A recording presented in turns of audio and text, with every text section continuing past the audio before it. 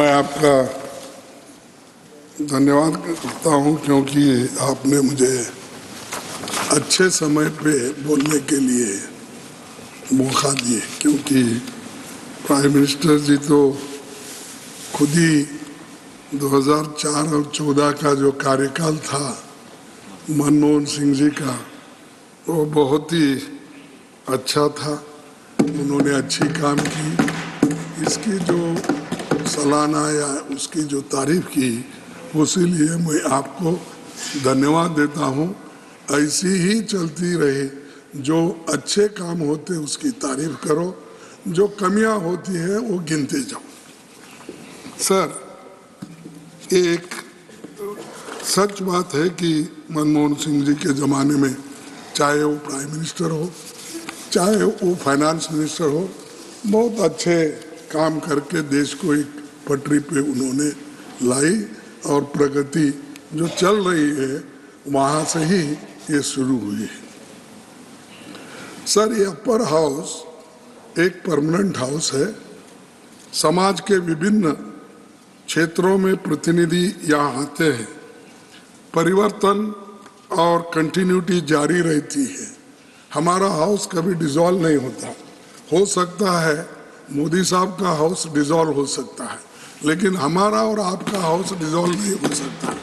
ये चलते रहते हैं और 1/3 मेंबर्स रिटायर होते हैं, फिर आते हैं कि उसमें अच्छे लोग, बहुत से आर्टिस्ट आते हैं, लिटरेरी फिगर आते हैं, साइंटिस्ट आते हैं और अच्छे बोलने वाले आते हैं, प्रोफेसर्स आते हैं, और जो देश के बारे में अपनी आइडिया देने वाले या मार्गदर्शन करने वाले लोग यहाँ पर इस सदन में रहते हैं।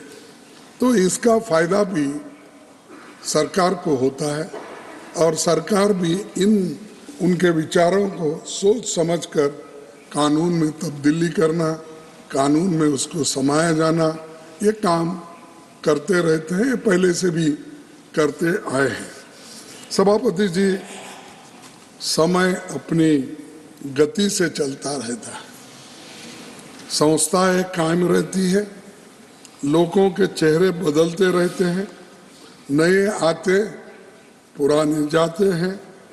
फिर भी इस क्रम में मई महीनों तक कुल 28 सांसद रिटायर हो रहे हैं। जो लोग रिटायर हो रहे हैं उसमें कोई अहम लोग भी हैं, और हमारी कांग्रेस पार्टी से देश के पूर्व प्रधानमंत्री ji doctor Manmohan Singh ji, Abhishek Manu Singh ji, Rajmani Patel, doctor Syed Nasir Hussain, doctor L Hanumanthaiah, GC Chandrashekhar, Akhilesh Prasad Singh, Narayan Bhai Rathore, doctor Amit Yagnik और कुमार केतकर ये अप्रैल में रिटायर होंगे।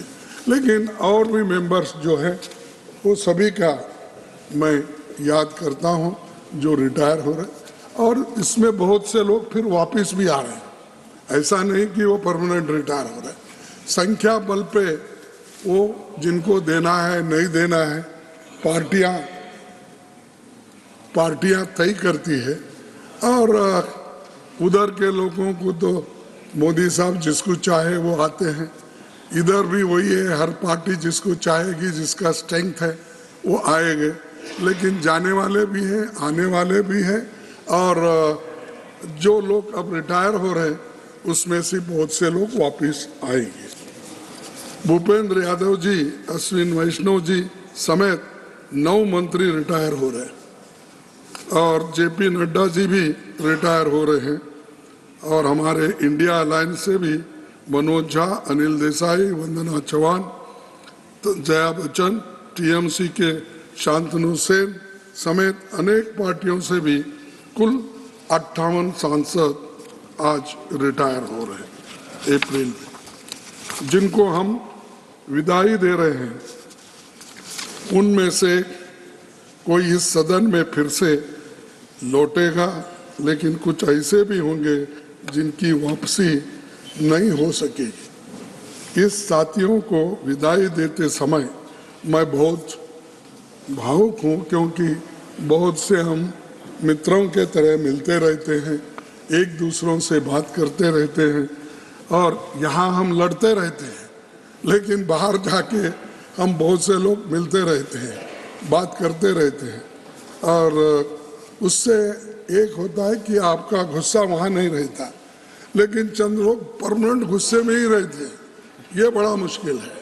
ये ऐसा नहीं रहे, ये डेमोक्रेटिक है। और हम यहाँ देवेगौड़ा जी होंगे, मैं तो बहुत लड़ता था उनके खिलाफ, क्योंकि उन्होंने वो एक जनता पार्टी नहीं छोड़ी, मैं कांग्रेस पार्टी नहीं छोड़ा, इसीलिए हमेशा हमारी टक्कर चलते ही रहती थी।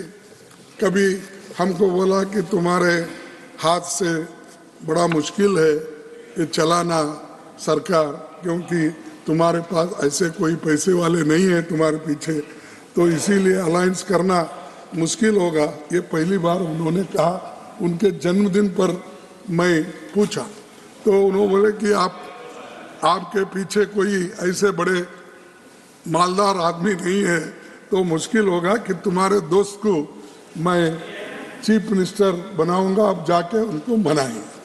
अब मेरे को कोई मालदार नहीं मिला सपोर्ट करने वाले, बाद में उन्होंने उनको बनाया। इसीलिए ये बहुत सी बातें ऐसी होती सब ये हाँ, अरे भाई बैठ जाओ, अरे यार बैठ जाओ, मौका समझा करो। अरे ठीक है, लेकिन मेरे को रंज है, सारे जिंदगी उन्होंने सेक्युलरिज्म, सोशलिज्म, फार्मर्स एजुटेशन सब करे। सडनली ऐसा क्या हुआ?